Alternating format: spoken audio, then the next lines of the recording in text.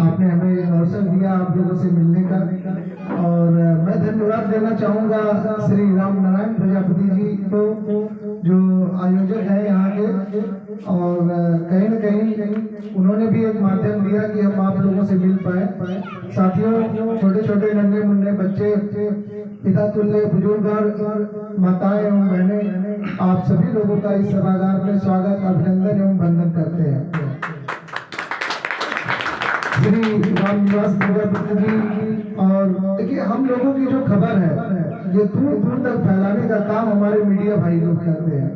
आज जो है हमारे इस दुर्गा मंदिर प्रांगण में महुलिया कोयल गांव में, जो यहाँ की पावन धरती है, इस खबर को अगर देश विदेश तक फैलाना है तो ये मीडिया भाई और आप लोगों की सोशल मीडिया ही काम आती है।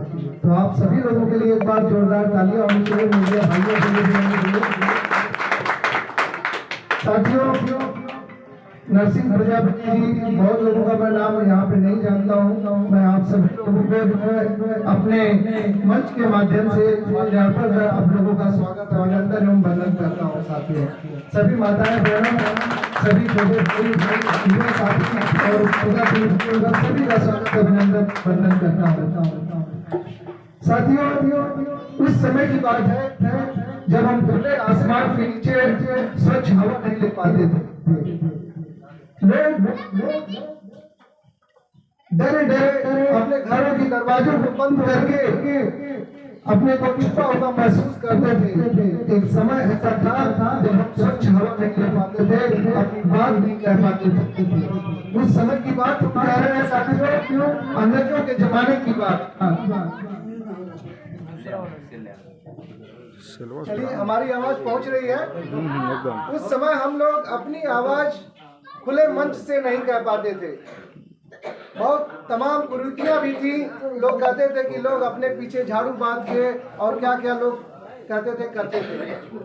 उस समय एक ऐसे महापुरुष का नाम मैं आपको जानकारी देना चाहूंगा साथियों, जिन्होंने स्वतंत्रता संग्राम सेनानी बनकर हम लोगों के लिए वो अधिकार दिया, जिन्होंने संविधान में वो अधिकार दिया कि आप अपने हक की लड़ाई लड़ सकते हैं। आप अपने हकूक के लिए, अपने बंटवारे के लिए भाई से भाई की लड़ाई लड़कर न्याय पा सकते हैं। आप किसी अन्य बिरादरी से अगर कहीं आपका हक छीना जा रहा है, अपनी आवाज़ पहुंचा सकते हैं। एक ऐसे महापुरुष का नाम लेना चाहूँगा, डॉक्टर रत्नप्पा भारमप्पा कुम्भार। डॉक्टर रत्नप्पा भारमप्पा कुम्भार जो आपके समाज से थे। हमारे प्रजापति समाज में लोग कहते हैं कि आज राजनीतिक भागीदारी बहुत कम है। वो 6 बार विधायक रहे साथियों, वो आपके समाज से थे, वो 6 बार विधायक रहे। ये डॉक्टर रत्नप्पा जी महाराष्ट्र के रहने वाले थे। भैया जी नाम लिए महाराष्ट्र का, तो मुझे याद आया कि एक ऐसे महापुरुष का नाम भी चर्चा हम लोगों को करनी चाहिए।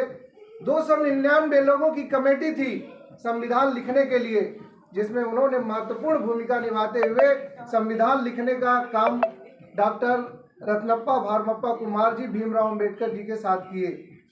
लेकिन क्या कारण था कि एक आज अध्यक्ष बन के लोगों का कहना है कि संविधान लिखने वाले जो है भीमराव अंबेडकर जी हैं, जबकि 299 लोगों की सहयोगी साथियों के साथ ये मिलकर रचना रची गई, संविधान लिखा गया। लेकिन एक लोगों का नाम इतना ज़्यादा हाईलाइट हो गया और आपके महापुरुष का नाम आज कोई नहीं जानता। उसका कारण क्या है, इस पे भी हमको विचार करने की जरूरत है। जानते हैं क्यों? क्योंकि उन्होंने अपने महापुरुष को भगवान मान लिया और अपने घरों में, अपने गांव में जगह जगह पे मंदिर और उनकी तस्वीरें और मूर्तियां बनाने लगे। आज किसी गांव में जाइए तो अंबेडकर जी की मूर्ति आपको मिलती है ना। अभी कोई एक अंबेडकर जी की मूर्ति का हाथ टूट जाए या उंगली टूट जाए या कुछ भी उसमें खरोच नुकसान हो जाए, उनका पूरा समाज एक साथ संगठित होकर धरना प्रदर्शन के लिए थाने पे जाके पहुंच जाता है। अगर थाने पे नहीं सुनवाई होती है तो जिला कार्यालय पे पहुंच जाता है। पहुंचता है कि नहीं पहुंचता है? लेकिन हम प्रजापति की बात हम करना चाहेंगे साथियों। प्रजापति मीन्स आप लोग जानते हो क्या होता है? राजा। पहले तो हम राजा हुआ करते थे, लेकिन आज हम जो भी सरकारें आती हैं, हम किसी सरकार का विरोध नहीं कर रहे हैं, लेकिन आप समझिएगा कि जो भी सरकारें आती हैं हम आशा और उम्मीद लगाए बैठे हैं कि हमको भी कुछ मिल जाए। ये उम्मीद लगाने से नहीं होता है, हम लोगों को उसके लिए अधिकार के लिए लड़ना पड़ेगा। तो साथियों, जो सफर की शुरुआत करते हैं वही मंजिल को पार करते हैं। जो सफर की शुरुआत करते हैं वही मंजिल को पार करते हैं। हर एक बार चलने का हौसला तो रखो यार, अच्छे लोगों के रास्ते भी इंतजार करते हैं। डॉक्टर रत्नप्पा भारमप्पा कुम्हार जी ने क्या किया कि एक बार सांसद भी थे और अभी तक प्रजापति इतिहास में हमारे समाज का कोई सांसद नहीं हुआ करता था उनके अलावा। तो एक गौरव की बात है कि आपके समाज के पहले सांसद डॉक्टर रत्नप्पा भारमप्पा कुम्हार जी थे, जिनके बारे में हम युवाओं से चाहेंगे कि अपने गूगल पे सर्च करिएगा डॉक्टर रत्नप्पा जी के बारे में। उन्होंने क्या किया, आज सबसे बड़ी समस्या होती है कि एक थाने पर अगर हमारी माताएं बहनें या हमारा युवा साथी चला जाता है तो हमको कोई नेता नजर नहीं आता है।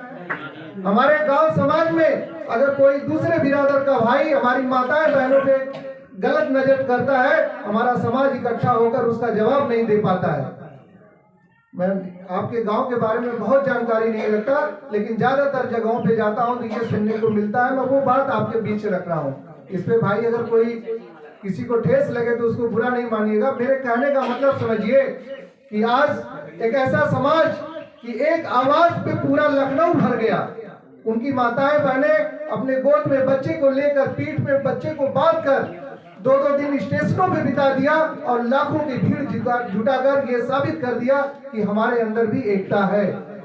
तो वो समाज आगे जाएगा कि आज हम यहाँ बैठे हुए कुछ माताएं बहनों से कह रहे हैं प्लीज कृपया करके यहाँ आ जाइए, वो यहाँ तक नहीं आ पा रहे हैं। हमको एकजुट होने की जरूरत है। हम चाहते हैं अगर यहाँ भी लोग बैठे रहते तो थोड़ा और संख्या हमारी मालूम होती।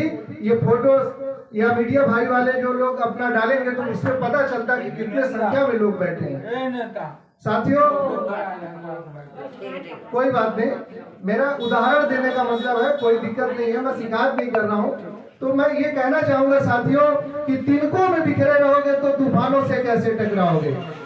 तिनकों में बिखरे रहोगे तो तूफानों से कैसे टकराओगे। अरे एक मंच पे जमा न हो सके तो एक दूसरे को कैसे जान पाओगे।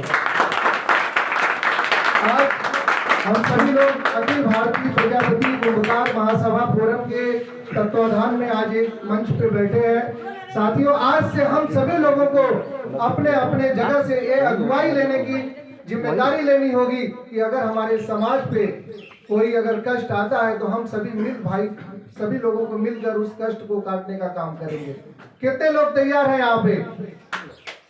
बहुत बहुत धन्यवाद साथियों। मैं जानता हूँ कि आप वो जागरूक लोग हैं, सभी गांव छोड़कर आज यहाँ पर बैठे हैं। जो नहीं आए हैं भाई, जो नई बहनें आई हैं, जो नई माताएं बच्चे आए हैं, उनको भी आप बताइए कि कभी भी इस तरह की बैठक होती है, मीटिंग होती है, तो उसमें हम सभी लोगों को बैठ के सुनना चाहिए कि आखिर सामने वाला क्या कहना चाह रहा है। आज हमारे प्रदेश अध्यक्ष जी कई सालों से अपने घर को छोड़कर जगह जगह पे जाकर लोगों को जागरूक करने के लिए आपको बताना चाहते हैं कि हमारा मिशन क्या है। ये चाहते हैं आपके अंदर से एक नेता पैदा करना, आपके लोगों के हकों को जहां पर छीना जा रहा है उसको छुड़ाना। अगर यहाँ पे बहुत सारे कुम्हारी कला के लिए जो गड्ढे बनाए गए हैं, आज कहीं ना कहीं अगर ध्यान दिया जाए तो किसी अन्य बिरादर का कब्जा उस पर मिलता है। सही बात। तो ये हक की लड़ाई हम आजमगढ़ से चलकर या लखनऊ से भाई चलकर नहीं कोई लड़ेगा। आपको अपने अधिकार के लिए खड़ा होना पड़ेगा। हाँ, कानूनी रूप से अगर कहीं हमारी सहायता चाहिए आप बताइए, हम आपकी लड़ाई लड़ने के लिए तैयार हैं। आप उस कुम्हारी कला पे काम अगर कोई भाई नहीं कर रहा है, फिर भी स्वाभिमान की बात होती है, आपके अंदर से वो स्वाभिमान जागना चाहिए कि हमारी धरोहर है वो। आज नहीं हम उसका प्रयोग कर रहे हैं, कल को हमारी क्या दशा होगी, क्या नहीं होगी। हो सकता है फिर से हमें बैक होना पड़े, मिट्टी का काम करना पड़े। कम से कम हमारे पास तो वो जगह रहेगी जहाँ से हम मिट्टी निकाल पाएंगे। 25 साल बाद हुआ इस गाँव में मिट्टी का काम, मैं चालू की। देखिए बहुत अच्छा।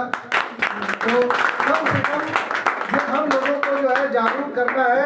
अगर उस पर किसी का भी कब्जा है, आप लोग नंबर निकाल कर जो पेपर होता है दस्तावेज का भूलेख से निकलता है, उसे आप लोग निकाल के आप लोग जुटाइए। अगल बगल के जितने भी जगह है जहाँ पे इस तरह की बातें लग रही है कि भू माफियाओं का कब्जा है, उसे छुड़ाने का काम हमारा संगठन करेगा। लेकिन आपके नेतृत्व में आप 10 लोग यहाँ से तैयार रहेंगे तब, क्योंकि आप अपनी समस्या लेके जिले पे नहीं आएंगे, धरने पे नहीं बैठेंगे तो कौन सुनेगा। उसकी पैमाइश, उसको मुक्त करना, ये पूरा हमारा संगठन आपके लिए तैयार होकर खड़ा रहेगा। और आप ही नहीं, पूरे प्रदेश के 75 जिलों से अगर हम 5-5 कार्यकर्ता भी मंगाएंगे तो भी आप मानिए कि 200 से ज्यादा संख्या तो बाहरी हो जाएगी। और आप लोग अगर हो गए तो कहीं ना कहीं डीएम नीचे अपनी कुर्सी छोड़कर आएगा कि भाई आप लोगों की क्या समस्या है। तो इसके लिए अपने हक के लिए लड़ना होगा। सबसे बड़ी समस्या जो अभी हमने कहा कि थाने की आती है, आप लोगों में से ही ब्लॉक स्तर पे कोई कार्यकर्ता होना चाहिए, ताकि इस ब्लॉक के अंदर अगर किसी प्रजापति भाई या उस जरूरतमंद लोगों की जो समस्या है, जिनके अगुवाकार नहीं है, उनकी समस्याओं का निस्तारण करने के लिए कोई पदाधिकारी तो चाहिए ना। तो उस पदाधिकारी के लिए महिलाओं की लड़ाई महिलाएं बढ़िया से समझेंगी, क्योंकि उनकी क्या जरूरतें हैं, उनकी क्या समस्याएं हैं, उनसे बेहतर हम आप नहीं समझ सकते। तो उनको भी तैयार होना पड़ेगा यहाँ से। मैं अपने गांव की एक घटना बताता हूँ। एक महिला थी, उसके पति किसी घर पे बैठकर हमेशा दारू शराब होती है, आप जानते हैं समाज में कई तरह के लोग होते हैं, दारू शराब रोज पिलाया जाता था। हमारे मोहल्ले के 5-6 लड़के तैयार हुए थे, अंबिका भैया कैसे किया जाए, बड़ा गलत हो रहा है, हम लोगों को अब नहीं सहा जा रहा है। हमने कहा यार विरोध करो, जब आपको लग रहा है कोई गलत काम हो रहा है तो विरोध करो। बिना विरोध किए आज न्याय नहीं मिलने वाला है। एक बच्चा भी अगर रोता है तभी माँ समझती है कि लग रहा बेटा भूखा है तो दूध पिलाती है। तो यहाँ तो अगर गलत हो रहा है तो हम लोगों को खड़ा होना पड़ेगा। तब वो जब विरोध किए वो 2-3 लड़के, तो जो औरत थी उसका पति, वो पूरा विरोध करके गाली को मारो को पूरे प्रजापति समाज को गाली देना स्टार्ट कर दिया। मैं आया, मैं कहा भैया, अपने भाषा में उसको समझाया कि अगर चले जाओ नहीं तो फिर गलत हो जाएगा। कह रहा अंबिका भैया मैं आपको नहीं कह रहा हूँ। मैं कहा मैं भी प्रजापति हूँ। आज आपके साथ अगर झगड़ा हो रहा है और आप सभी लोग मुख बन के देखेंगे तो कल आपके साथ भी झगड़ा होगा तो आप लोग भी तो देखेंगे। तो ये समस्या अपनी अपनी कब तक चलती रहेगी? एकता की जरूरत है कि नहीं है?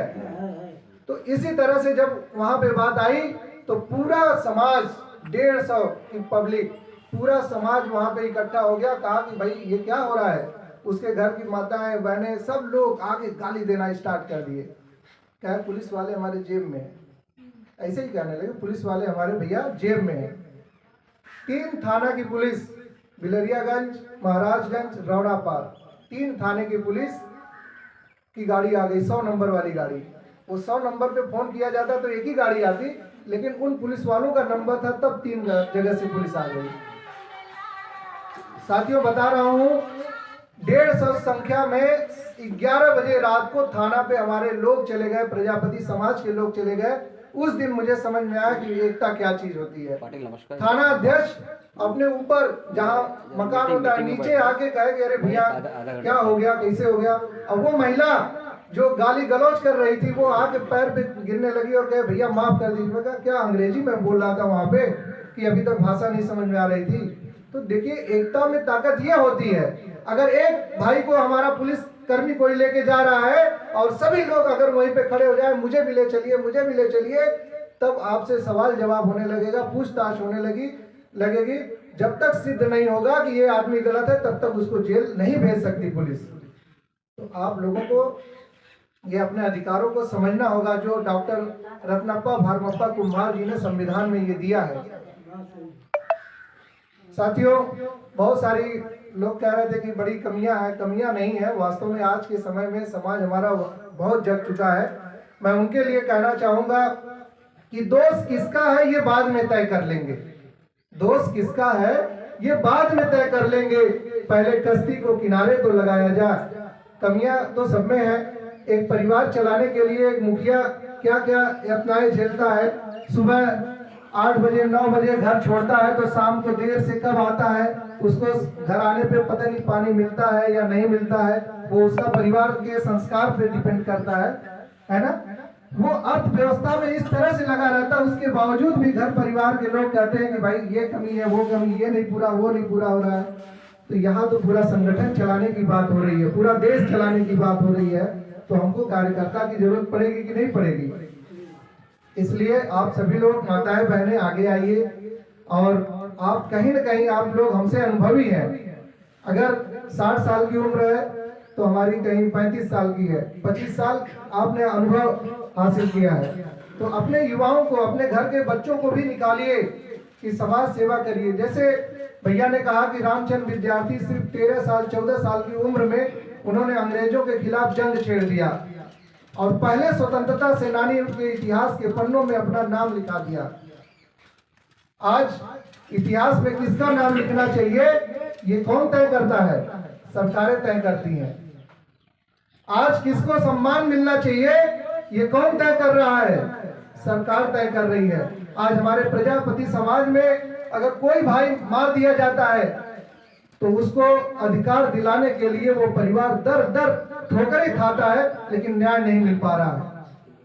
लेकिन वहीं पे किसी अन्य समाज का अगर भाई मारा जा रहा है तो वही सरकार चल के आके 10 लाख 20 लाख 25 लाख 50 लाख का ऐलान कर दे रही है, साथ में नौकरी भी उस परिवार को दे रही है।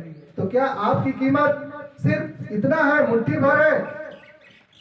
आपको नहीं हक मिलने का अधिकार है? ये जागरूकता आपके अंदर कब आएगी इसको समझना होगा। हम लोगों को एक जगह पे, जैसे मैं एक उदाहरण दे रहा हूं, अगर मेरा भाई यहाँ बैठा है आपकी अगुवाई करने के लिए और आपके साथ लगा हुआ है, ये कह रहा है कि आज हमको इस संगठन के साथ रहना चाहिए, 5 लोग उधर चले गए, 5 लोग उधर चले गए, 5 लोग इधर चले गए, 5 लोग इधर चले गए, अगर 20 की संख्या है और चारों तरफ बढ़ गए तो हमारी यहाँ पे संख्या कितनी बची? 0। 20 की संख्या है, 5-5 लोग अगर बढ़ गए चारों तरफ तो 20 लोग तो चले गए ना, 0 बची ना। इसीलिए जितनी भी पार्टियां हैं, जितनी भी सरकारें आई हैं, वो आपको 0 समझती हैं, इसीलिए कुछ देने का काम नहीं करती हैं। इसलिए आप लोग अगर एक नेतृत्व करता है इस गांव में, इस विधानसभा में, इस ब्लॉक में, तो उसके साथ बिना निस्वार्थ भाव किए क्या करेगा क्या नहीं करेगा जाइए, क्योंकि वो आपके हक की लड़ाई लड़ रहा है, अपने घर परिवार को छोड़ के लड़ रहा है। तो एक बार मैं चाहूंगा कि राम नारायण भैया के लिए जोरदार ताली होनी चाहिए कि उन्होंने अपना समय निकाल के कहने के लिए बहुत कुछ है। साथियों, मैं जानता हूं कि अब हम लोगों के पढ़ने का वक्त खत्म हो गया। अब विचार करना चाहिए कि यहाँ से हमारी आने वाली पीढ़ियां कैसे हमें याद करेंगी। मैं एक उदाहरण दे रहा हूँ। बाबू इधर आइए, इधर आइए, आइए, आ जाओ, आ जाओ। देखिए मैं उदाहरण क्यों दे रहा हूँ, इसको समझने का प्रयास करिएगा। यहीं खड़े रहिए, खड़े रहिए। क्या नाम है? शांतनु। आपके पिताजी का क्या नाम है? जी, श्याम दयाल प्रजापति। दादा का क्या नाम है? बाबा का? कोई बात नहीं, खड़े रहिए। देखा आप लोगों ने, ये बाबू अपने पापा का नाम तो बता दिया, दादा का नाम नहीं मालूम। जानते हैं क्यों? इसी तरह से जो लोग यहाँ नहीं उपस्थित हैं, उनकी आने वाली संतानें भी उनका नाम भूल जाएंगी। क्यों? क्योंकि उन्होंने इतिहास के पन्नों में नाम लिखने का काम नहीं किया। आज अमिताभ बच्चन जी को अगर याद किया जाता है तो लोग कहते हैं भैया 200 से ज्यादा हिट फिल्में उन्होंने बनाया। क्या 200 साल बाद हम उनको भूल जाएंगे या हमारे लोग भूल जाएंगे? जरूर नाम आएगा कि अमिताभ बच्चन, अमिताभ बच्चन आएगा ना। उसी तरह से हमारे लोगों को भी, यहाँ पे बैठे हुए लोगों को भी ये काम करना होगा कि इतिहास के पन्नों में नाम लिख जाए, ताकि हमारा जो बेटा है, हमारी जो आने वाली संतानें हैं, वो हर साल वो हमें याद करती रहे कि नहीं हमारे लोग थे। आज रत्नप्पा जी को क्यों याद किया जा रहा है? यही कारण है। डॉक्टर रत्नप्पा जी का नाम मैंने क्यों लिया? क्योंकि उन्होंने संविधान में वो अधिकार दे दिया आपको कि आप अपने हक की बात जाके कह सकते हैं, लड़ सकते हैं। बहुत बहुत धन्यवाद साथियों। मैं ज्यादा वक्त